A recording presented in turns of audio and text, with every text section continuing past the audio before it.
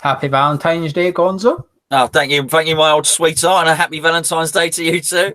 Cheers, babes. Right, tonight's show, I suppose you could say people in glass houses shouldn't throw stones. It's the theme of West Ham this week, isn't it, if you're on the social media front? But let's start with the one that is employed by West Ham United.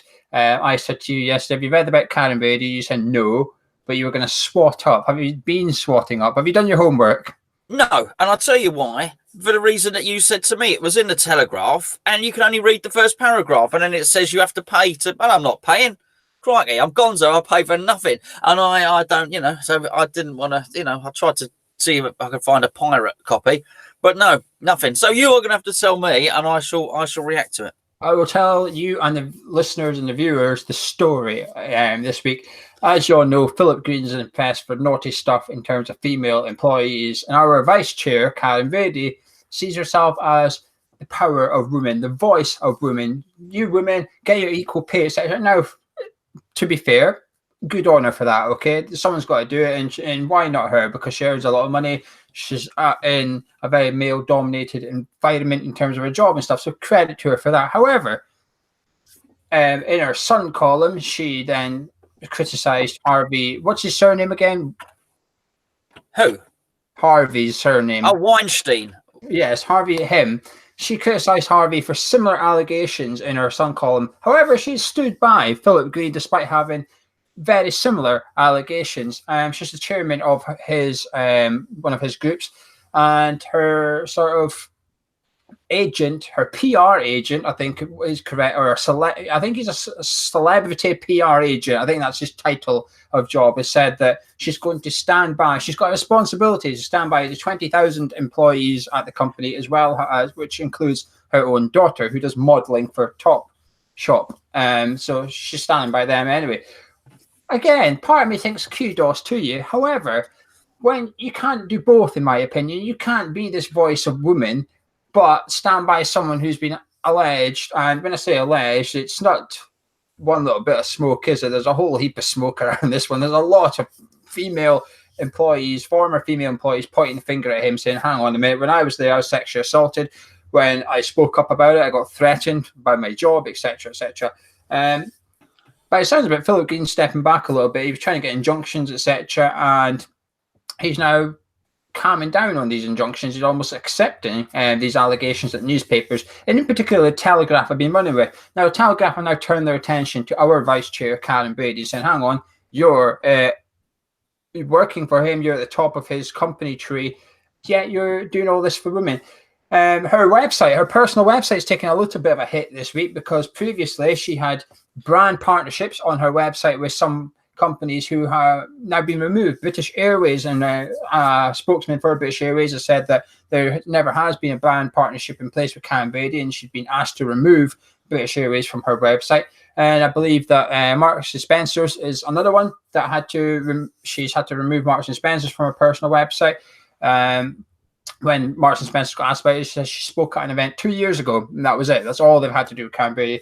And there's been another couple of brands, apparently. Gonzo's wheels coming off the Brady propaganda machine, or do you think this is deserved criticism, or do you think it's a bit harsh in that she should be the voice of females in the workplace? Well, if what you said is true, then it would make her completely hypocritical because the two things contradict each other. But that's totally consistent because she's been doing that her whole time. This will make no difference whatsoever. For a long, long time, she has been evangelizing to anybody that will listen about the equal rights of women. And we all agree with that. However, you cannot expect her to do anything different because while she's been doing that, she's been under the employment of Gold & Sullivan for years and years and years.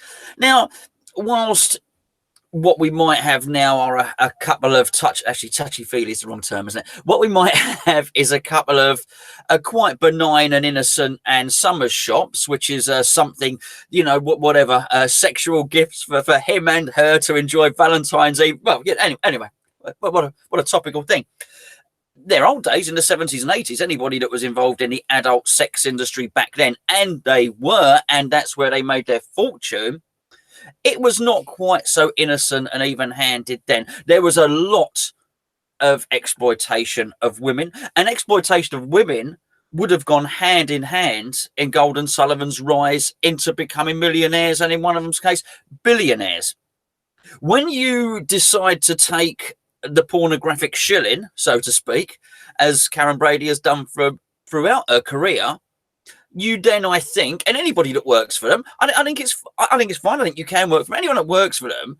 You cannot then start complaining about a lack of rights for women without sounding hypocritical. Because if you were that bothered about rights for women, if you were that bothered about women being exploited and exploitation of them, you wouldn't go and work for them in the first place. And that's the thing. So this is very, very consistent. They were the payment that the models used to get, all of that stuff. It was a seedy, nasty industry. It all sprouted up around Soho in London. It's mostly closed down now, but it was a seedy, nasty industry. So this is just more of the same. So I don't think this will damage her, because that's already been factored in. Her association with that sort of seedy stuff has already been factored in. So I just think it's business as normal. No change really. Yeah, I can kind of agree with you. I think there's one journalist in particular at Telegraph that's been doing these articles. I think she's done two. It's a female journalist as well, I think, just to add context. I think she's done 2 articles on Karen Brady now, and she's covering the Philip Green thing. It's almost like the microscope of the journalist is turned towards Karen, saying, well, hang on a minute here, because you're now writing about women's rights, etc., etc., but at the same time, you're now working for 2 different employers that's been involved in it. One of them are reasonably, you'd imagine, squeaky clean right now, nowadays. They're squeaky clean. There's been nothing about Sullivan and Gold. I don't know anything. I don't know about I'm not as clued up on the pornographic scene as you are. Do you know who is? you know a lot about the pornographic scene from back in the days. I don't like to say. Not one to boast, you know. Well, I better say I'd shake your hand, but it's probably pretty strong. It's a bit sticky, mate. So I think I'll leave that one. But the thing is, Gold and Sullivan, as far as I'm aware, is squeaky clean for this type of thing, whereas Green's obviously getting a battering. And it's hypocritical. Like you said, the hypocritical side of it here is massive.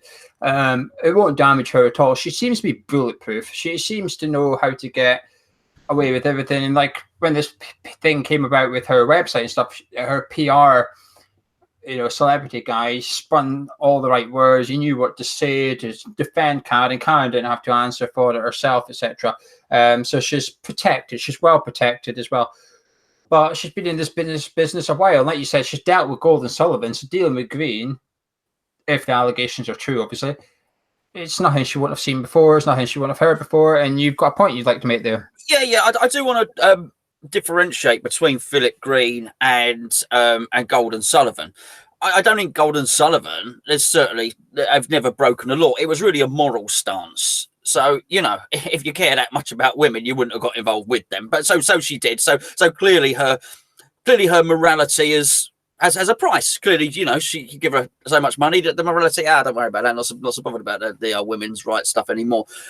Philip Green is, by all accounts, not a nice man. There was the whole thing with the British home stores and the pensions. And I mean, he was dragged kicking and screaming over hot coals through a common select committee, and I think made to pay back possibly £500 million. I'll say allegedly and all that other stuff, because I'm not exactly sure how much it was, but he's been a naughty boy, certainly. And this is more of the same. So Philip Green has really been extremely unethical. He's I think he really is, not in the same league as those two, certainly. So I do think these are 2 isolated incidents. Yeah, I think one took advantage of the market, the other one took advantage of the female employees. That's allegations anyway. But enough about that. But keep your eyes out if you didn't know about it. That's something that's in the news the last couple of weeks, etc. And I've got a feeling the Telegraph aren't quite finished with our vice chair yet. Declan Rice has been in the news. Obviously, he's committed himself to England. Now, you did a little video on it last night, so that video is in the description below. It'll be at the video at the end. You want to hear Gonzo. But what's your thoughts on this? generally? I think he really pondered. It took a long time to make up his mind. I think also with our contract situation, Geo, we were left wondering for quite a while. But clearly, he is not a man that makes a hurried decision, and I think that's to be applauded as well. From an England point of view, I'm very, very pleased. But obviously, I've got Irish family as well, and they're very disappointed. So I see it from both points of view, from both aspects. He's coming in he's going to need a thick skin now, though. He's going to come in for a lot of criticism, which is what I said in the video yesterday. It's happening today, and will continue to happen. Again, we're going to have that word hypocrisy again, because there's a lot of people who were born in England and represented Ireland who are now criticising Declan Rice, which is a little bit. You mean Kevin Kilban? Oh, I don't think just him. I think possibly was it Cascarino possibly did as well. I think there's a couple. Jason McAteer possibly. And there was somebody, Gary Breen is Irish. Gary Breen is no. Anyway, but there was I think it was 2 or 3, because Jack Charlton's Republic of Ireland squads was largely built on tenuous links to Ireland. If your grandmother is Irish and stuff like that. And as I say, there's nothing wrong with that. I've got Irish family, and listen, if it wasn't for money and work and things like that, I would move to Ireland in a heartbeat. It's a wonderful country, wonderful, very funny people in Ireland, really good sense of humour, beautiful country. Would move to Cork in a heartbeat. I really would. So you can have relatives and still feel an allegiance to Ireland, but I don't think if you do that and you are sort of playing for Ireland because your cousin twice removed was Irish or whatever, you can't really have a go at Declan Rice. I mean, the option was open to him, and really these are the rules, and the rules should be different. You shouldn't be allowed to represent a country at senior level or under 21 level. They should tweak it down quite a lot, so this sort of thing can't happen. But it happens in everything. It happens in, well, you even look at Ireland themselves. I mean, you've got, what's his name, James McLean. Is that his name, James McLean? Is that the winger? Now that we'd be getting highly political if we get into that too much, because you've got the Northern Ireland there, and I don't really want to get into that. But obviously, they're happy for him to play there, and you got the crossover to rugby. Both the North and the South have the same rugby team. And you look at England cricket team. We've got plenty of players that aren't English in the England cricket team. The rugby team as well is like that. I think we have just recently converted a Kiwi. I think he's, fully Antipodean New Zealander is now in. Brad Shields is now playing rugby for England. So they're murky waters throughout the whole of the sporting world. But I'm pleased he's made a decision. I really am. And obviously from an English point of view, I'm pleased, because I think it's a position that will, well, that's a different subject, actually, what position he'll play. But I think if it were defensive midfield, I think it benefits England quite a lot, because I think the people who play there at the moment are quite pants. A lot of our questions, when we did the questions on Twitter for the show, a lot of it was around Declan Rice, etc., as you can imagine. There's a couple of our Irish West Ham fans following us on Twitter wanted us to talk about this. Do you think it's right or wrong? The rules or what Declan's done? What Declan's done. Well, I think it's right because it's right for him. I do think, and I maintained at the start, I thought he was really poorly advised at the start. I think you either do it or you don't do it. I think this long, protracted saga that's been drawn out, and I like the fact that someone can take their time to make a decision, but I thought it did him no favours. It did him no favours by... There wasn't a direct announcement. It wasn't a public statement. But I think at some point he was advised, hold on, take your time, make a decision and all the rest of it. And it was somehow leaked that Declan was choosing between Ireland and England. And at that point, it was a bad thing. Because at that point, you're going to piss off someone. And he could have, if he'd have been better advised, he really could have negotiated a position where he pissed off no one, if you know what I mean.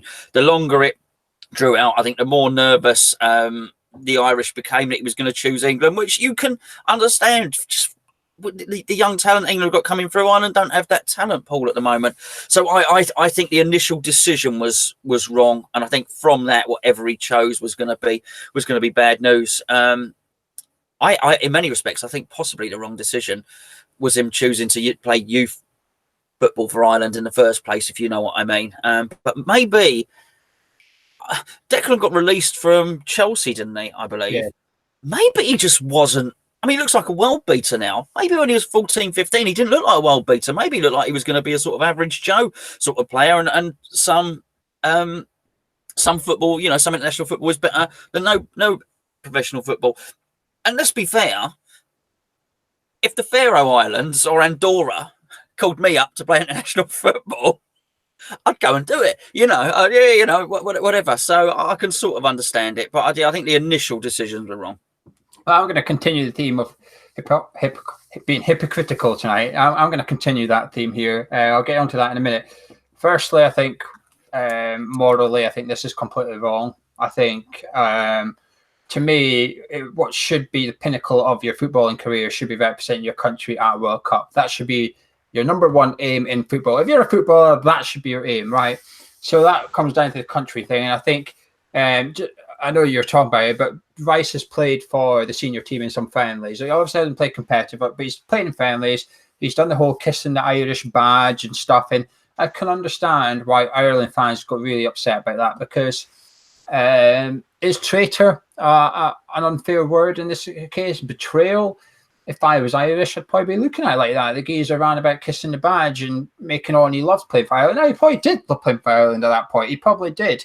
It's possible to love two countries. It's possible to be proud of where you're born, but also be proud of your heritage. And that's, I think, Declan's dilemma here.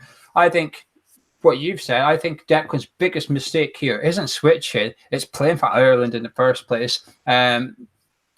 He played his first game, or he got called up to the senior squad the day or the week after he made his debut for West Ham, which was 1 minute at Turf Moor. He then got called up for the senior squad.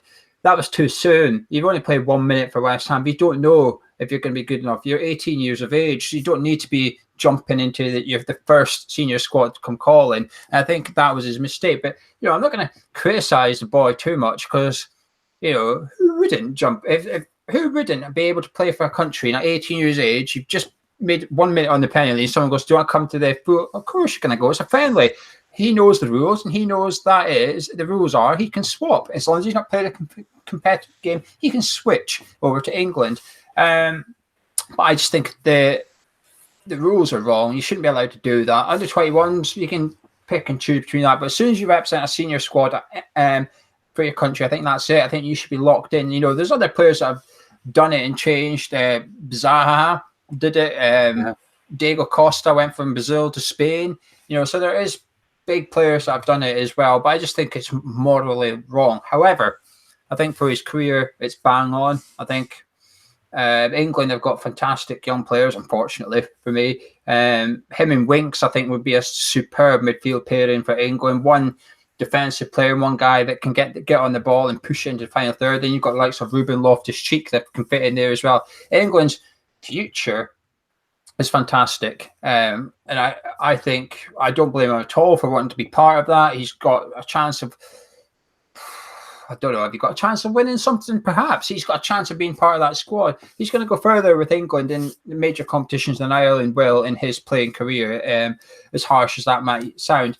Now, I don't necessarily agree with Graham Souness. He's been saying that he's only done it for the money. Graham Souness is saying his advisors have said to him, if you're an England player, you can get top dollar. And the advisors are thinking, we can get top dollar. If you're an England player and you're going to Man City, we're going to get millions out of this. And Souness is trying to say, I don't think that's true. I think Souness is basing it too much on Declan's statement, which was very well written, but it wasn't Declan that wrote it.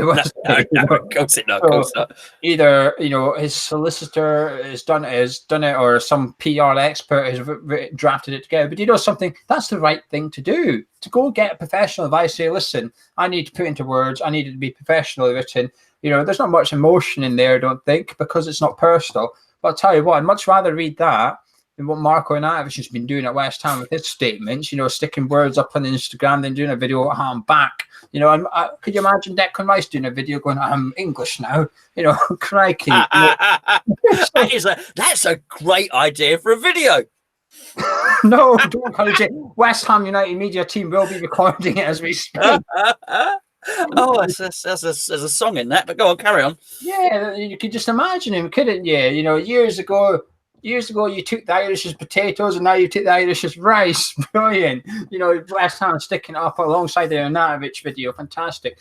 But this is where I become hypocritical. Scotland's team is made up of English players. You know, we've always had English players representing us. Matt Ritchie being one of them, you know, Scottish international, born in England. We get the English rejects that are eligible for Scotland.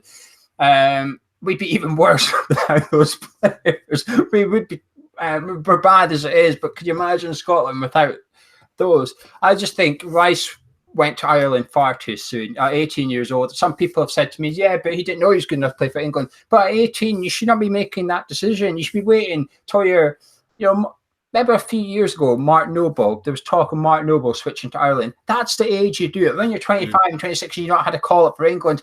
You know you're not going to get a call up for England. Go do that part. Rice's mistake.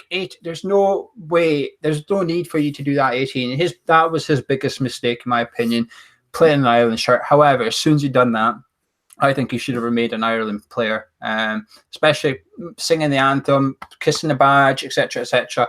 At the end of the day, how many people are watching this fight now probably disagree with me? How many of you were angry with Marko Arnautovic in January?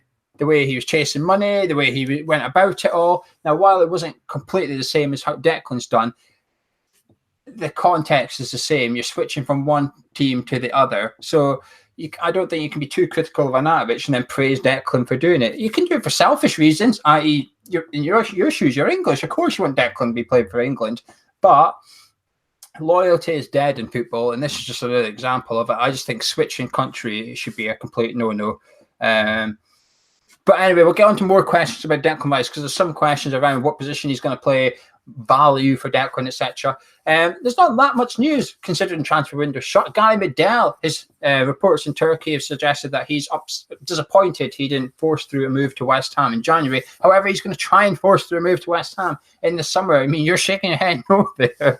Oh, another player acting like a dick to try and get a move. I mean, what's he? What he's going to do a Marko Arnautovic, is he, to try and get a move? Forcing through a move. Frankly, honour your contract or get the transfer, or West Ham pay the fee that the Turkish club demands. I don't like all this. It suggests he's going to go on a strike or train poorly and all the rest of it. No, he's got that. I don't want him. Do you know what? If he's going to have that sort of attitude, he can stay where he is, actually. Yeah, but he's trying to be relevant. I think he's hinted for a move to West Ham. Now he's just begging for it, really. And I like to think we've got bigger aspirations than Guy Medel in the summer. But he could very well be the Carlos Sanchez of the summer transfer window. We'll get to the end. We ran out of money. We need another body. Might as well just bring him in. So we've got an extra person. Have you watched any of the Jack Sullivan thing on BBC iPlayer? Episode 3 came out not long ago. Episode 4 came out this week. No. I've been on Netflix and then playing Red Dead Redemption, and I've got a little FIFA career going on, which I've started on with West Ham. Funny enough, so fantastic! Can't wait for the summer transfer window when your FIFA players are recommended by Gonzo. Yeah, he's good. He's good. Oh yeah, I got him up front. Paulson, his name is Paulson. He's a giant. I've gone all Big Sam in FIFA. I have gone Big Sam. I am crossing it over to the big fella. I'm heading it in. Oh, the ticker-tacker has gone out the window, Geo. I am launching it long. I've got a team of giants. It's like an episode of the BFG of my West Ham team, I tell you. Ticker-tacker. Declan Rice will be eating that when he switches his allegiance to India next week. But what are you watching on Netflix at the minute? I'll say it. I'm watching Star Trek Discovery. Oh, for God's sake. Right, let's move on to the next question. The Jack Sullivan thing. I watched the episode 3 and 4. I went to watch episode 4 today, and I was like, I don't think I've seen 3 yet. I'll have to watch it. They're only 18 minutes long, and they keep getting advertised on social media. If you've got a half-hour spare, watch this. What are they watching for their 12 minutes? Am I getting like the highlights or something? Because the bits I watch are only, I don't know. They're okay. They're very puff piece. It's a bit yawnage. And the interviewer, I'll ask Jack a question, and it's a good question, but the answer's like a sentence long. You think, well, where's the rest of the answer? You know, because he said to him at one point, Jack was complaining that the costs, he's ran majorly over budget. He hadn't, the kit was wrong. He had to include costs such as food. And so the guy said to him, how much over budget have you got? And so I thought, this is what I want to know. So Jack was like, about 40%. That was it. Yeah, but what is 40%? I want a pound note figure. I don't want 40%. But I'll tell you what, 40% is not good for business if you're going 40% for budget. And then it switched to David Sullivan at one point, and he was talking to Jack and says, "Oh, you need to get a new player in." Jack was like, "Yeah, we're short of bodies at the minute. You know, we tried to have a small squad." Didn't take into account for injuries. You're at West Ham, Jack. Of course, naturally. But anyway, so he's saying like, "Oh, we don't have." So I tried to go for quality over quantity. So Dave Sullivan says, "Oh, you need players." So Dave said to him something like, "Go to your manager, get a good player. I'll find you a sponsor for that player." I thought, bloody hell, that's how it works, is it? Need a player? Just phone up a company, give us some money. There's your budget for your player. Sorry, but do you know something? I would recommend it. If you've got a spare 18 minutes one night, watch episode 1 and 2. There's 4 of them now. They're okay. I think it's a good exposure for West Ham women, and I suppose Jack in a way. Episode 4, they've just recruited a new general manager who got to say about 2 things. That's all. Hey, hold on, is this a spoiler? Is this a spoiler, isn't it, for anyone that's watching it? Well, there's loads of stuff happens. I mean, Jack's birthday cake. Jack turned 19 and got a birthday cake. It was the chocolate caterpillar cake he got. You've just ruined it. You just ruined any desire to watch it. Now we know what the chocolate cake is in the shape of. It's Dave Sullivan's favourite cake. $6.99 from Marks and Spencer's, he said. But that's his cake, the chocolate caterpillar one. So yeah, but anyway, go watch it. The players are in Spain. Have you been keeping up to date with that, or are you not too fussed? No, I keep as much news, keep abreast of as much news as I possibly can. You know, it's like Joe, we spoke on the phone yesterday. We're a bit struggling for a little bit of content, aren't we? So we're looking for something to happen so we can get these videos up and have something to talk about. And same on the forum, where people are putting up threads on the forum. It's actually doing very well. Actually, people are doing well to keep the subjects going on there. So I followed it in as much as I can. I did see that they're warm weather training, and they're all there in basically double layer trousers and long sleeve tops and tracksuit tops. So I'm not sure how warm the warm weather training is. Well, anyway, we will move on to our social media questions now. Starting off on Twitter at Jimbo Norwood. Do you think our priority should be in the summer transfer window a striker or a centre midfielder to play next to Declan Rice? Yes. Is that Jamie? Is that Jamie Norwood? Is it? Yeah. Hello, mate. All of them. We need big stuff. I mean, otherwise we're going to be waiting for Pellegrini's 3rd year before he can really stamp his authority on it. I think we need another central defender, probably, because I'm working on the assumption that Ogbonna's going to go. If Reed comes back and he stays and Ogbonna stays, then we probably don't. Central midfield, yeah, I think we have done for quite some time. Actually, I think we do need somebody else in there, and then we've got all the striker situation to deal with. We've got fullback to deal with as well. You know, it could be maybe not quite a total upheaval of last season, but certainly we need to bring players in because there can be a lot of players leaving. I think it's a bigger upheaval than last season, in all honesty. I think we only saw Kiati, didn't we? I think we need to sell 5 players, maybe bring in about 10. Centre midfield and striker are the 2 priorities for me. I can't pick between one. You can't have just one of them. You need both of them. Maxi Gomez is clearly Pellegrini's number 1 target, so he must come in. We must go get him. Otherwise, this is the 3rd manager in a row where, maybe even 4th manager in the row where David Sullivan has not gone and got his manager's number 1 target. It's as simple as that. You can't be doing it. I suppose Huselos is now in charge now, but we'll wait and see. You got Anderson last summer, credit for that. So, but Maxi Gomez is now the number 1 target. Go get him. You need to keep building. You can't stand still. No such thing as stand still in football. Tommy Gunn. Tom says, I'd like to know how you've wangled it that you can neglect your ladies on Valentine's. Shouldn't you be taking them up the Shard? Oh, firstly, definitely. Tommy, if you listen to the first part of the show, we're all about equality here. So we do not speak about women like that. We're not David Sullivan and David Gordon. We're all about equality. You can take a lady or a man up the Shard.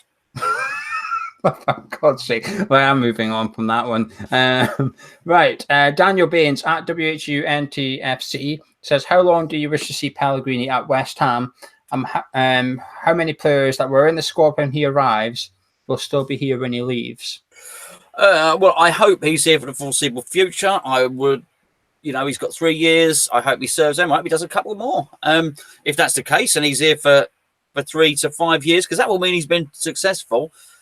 Very few, in answer to your question, very few of the original squad will be here. I do think you might be looking at a Cresswell, a Lanzini, if all works out.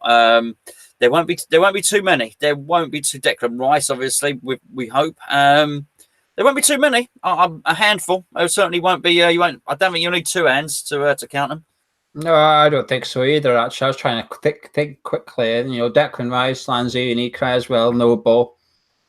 I'm stuck, to be honest with you. Antonio, maybe he might still be kicking about, but apart from that, yeah, that's what we're asking. If he says 5 years, who's still going to be here in 4 years or 3 years?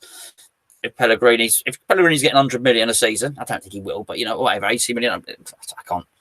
Yeah, I think we need to extend his contract. In all honesty, the project we want him to do as fans, 3 years is not enough unless we're going to chuck over 100 million at it this summer. And let's be honest, we're not going to be doing that. He needs longer. Tom James 2811 says, do you believe that Declan Rice's value as a player has increased since choosing England? Yeah, probably, but not as much as it's increased because of the way he's been playing for West Ham. It's certainly increased because he signed his new contract at West Ham. Those 2 factors that I mentioned are far more than him playing for England. I mean, I think if you're absolutely brilliant, and it matters. I mean, what's George Weah? What was he? Liberian, I think. He was the best player in the world for times. People pay silly money for the best players around, and I don't think he's any different, really. Yeah, maybe a bit of a premium, particularly to other English clubs. But it's not really changing being English because he was still classified as homegrown anyway. So that's the thing that you think might help with the value, because it suits their quotas, and everyone's got to have a quota of homegrown players in their team. But whether he was Ireland or whatever, he came through academies in this country, so he's classed as homegrown. Not drastically. I think it's put 20 million on his value or anything silly. No, I don't think it will have drastically increased it. I think it might have more of an appeal factor without being a pound note factor. That makes sense. I think the thing is, so all the clubs in England will know about him. The only people that know about him now are people outside of England. Unless a German club's got really big, deep pockets, I don't think any European side is going to come in for him. The European sides just generally don't buy that many English players. You look at the English national team, bar a couple, they're all playing in England. The one player I think is maybe going to change that is we saw him last night at Wembley, and that's Sancho. He's gone over to Germany, become one of the most sought-after teenagers, worth tens of millions of pounds, and he looked good against Spurs. He held more than held his own last night.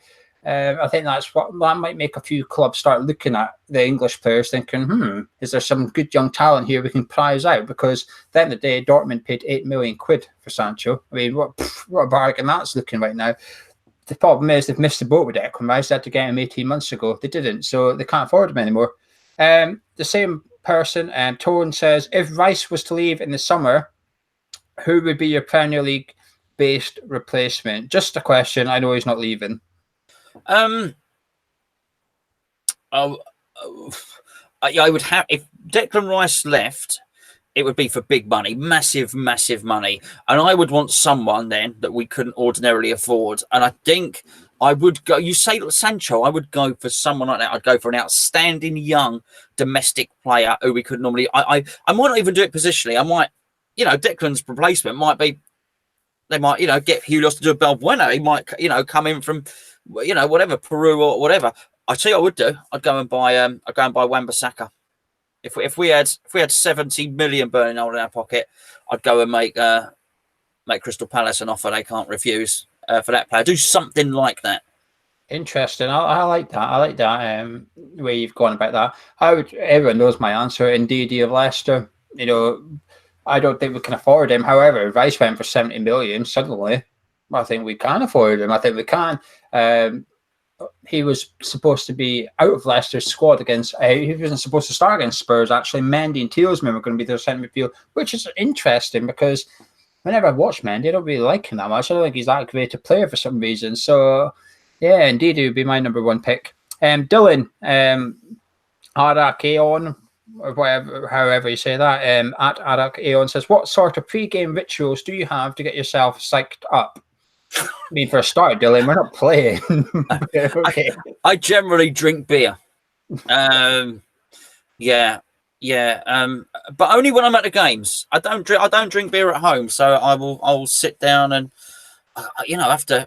You've got to keep things balanced if you're watching it at home, haven't you? You've got to keep everyone happy. You've got to do your stuff with the kids. You've got to make everything at home just so that you're allowed to sit down on the sofa and enjoy the game. So no major rituals at home. Certainly at the game, lots of beer, as you might have noticed. Yeah, that's basically mine as well. We had a really good question, but I've lost it. I can't find it. I think, here it is. Phil Kent. This is an interesting question because it's controversial. I like these questions where people are willing to put their own opinion in front of us that might not necessarily fit with the 75% of West Ham fans. So Phil is very much in the minority here. He says, putting results aside, do you find the Pellegrini style of play we are now adapting as negative and almost boring? I have almost fallen asleep watching some games. We're used to the West Ham way. Do you think this style suits us? Well, firstly, sorry, what was his name? Phil? Phil, yeah. Yeah, okay, firstly, what I want to say, Phil, and I've wanted to say this for a little while, and I just keep forgetting.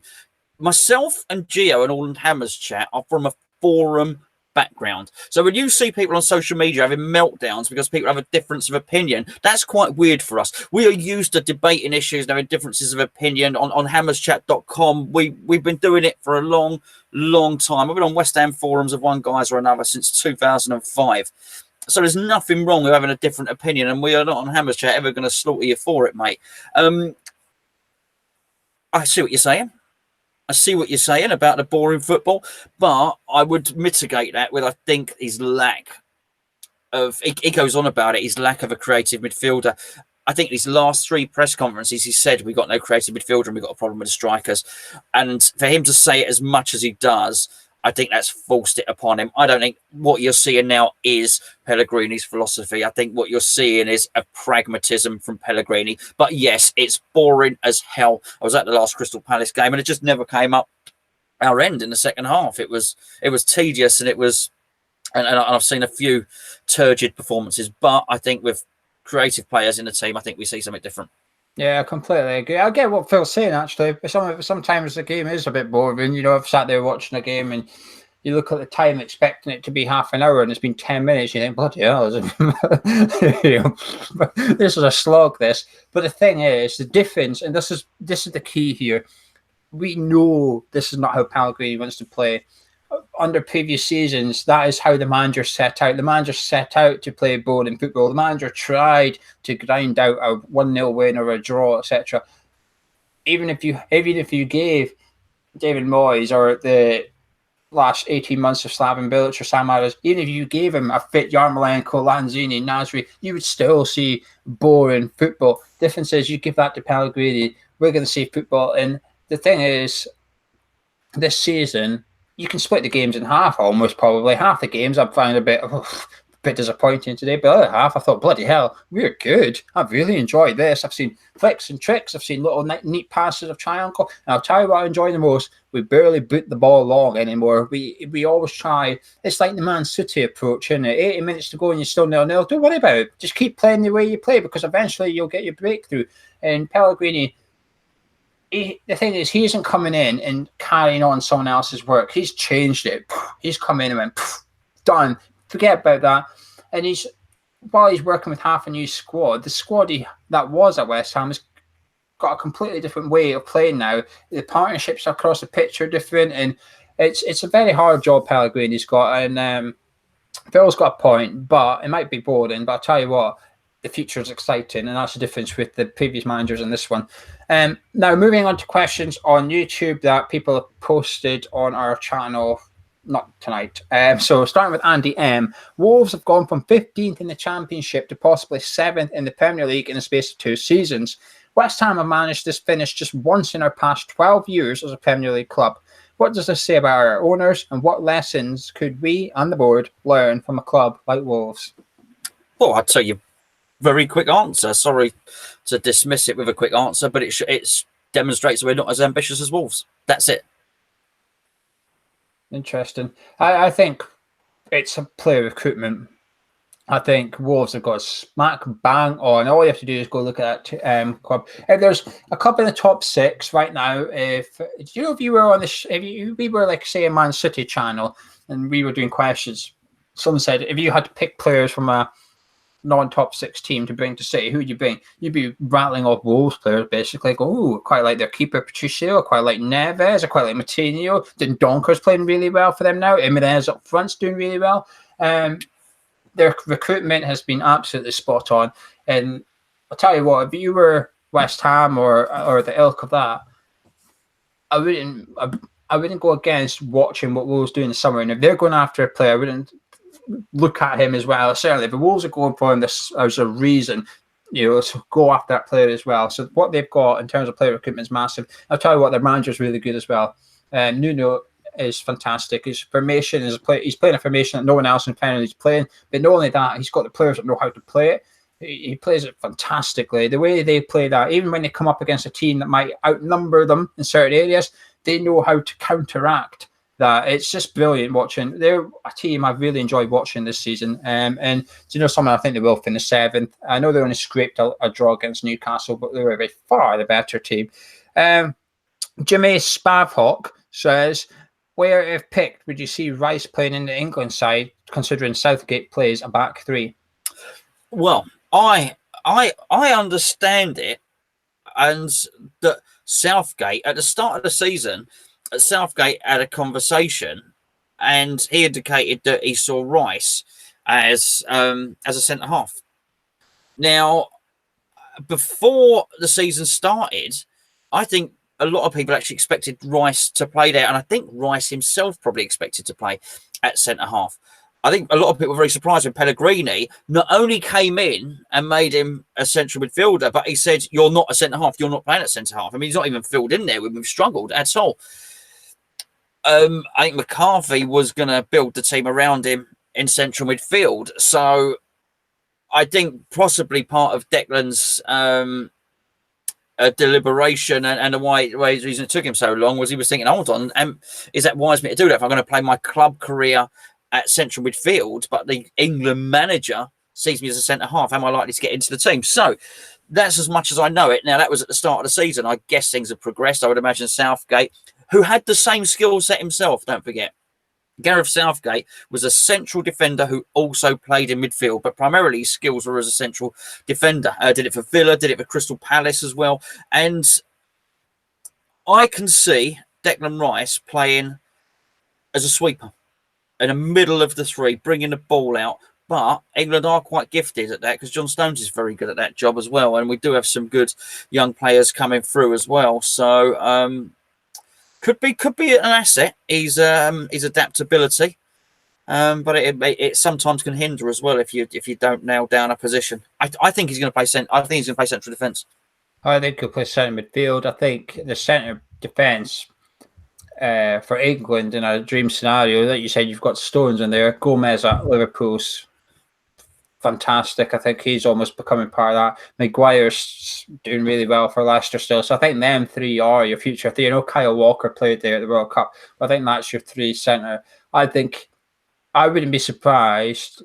Surely part of Declan Rice's time he spent deciding, he's had numerous calls with Southgate in regards to where he's going to be playing, etc. And I get what you're saying. You wouldn't want to play one position for one, then another position, etc. So I think he's going to be playing centre midfield because I think that's where you're lacking, actually. I do. I think you've got brilliant centre backs. I think you're Wiper. I think Ben Chilwell is the best left back in the league, really young as well. I think you're right wing back. You've been playing Kieran Trippier there. I think this would, if you can get Gomez and that allows Kyle Walker to push out there. You've got Wan-Bissaka as well. Up front, you've got Sterling, Rashford, Kane. You've got fantastic options up front. Your midfield, I think, is where you could do with a little bit of something. At the end of the day, Southgate will probably also see Eric Dyer as a weak link in that starting 11. He will. And unlike club managers, you can't go out and buy a replacement, can you? So you've got to look at your pool of players and think, who can I get to replace Dyer? There must be someone. And he's probably thought, fuck, Rice is doing that exact job at West Ham week in, week out, man and match every single week. So whenever Southgate goes to watch a West Ham game, he will see Rice running that game in midfield. And I wouldn't be surprised if Southgate's watched that and thought, yeah, okay, I'm going to put him in midfield now. Like I said, I think him and Harry Winks for England would be fantastic. It really would be. But anyway, Gonzo, we'll wrap that up because it is Valentine's Day and you have duties to attend to. Oh, I'll tell you what, don't like to speak about it too much. But is there anything else you would quickly like to talk about or mention before we disappear? No, only that on that England thing. I spent a bit of time looking at videos recently, and I watched that Phil Foden play, and what a player he is! Yeah, it's so easy to get caught up with players that are coming through, but actually, I sat and watched him.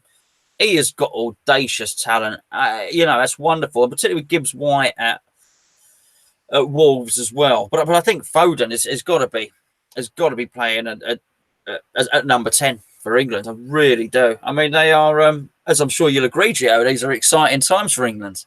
Unfortunately, I think it could be exciting times for England fans. Let's put it like that.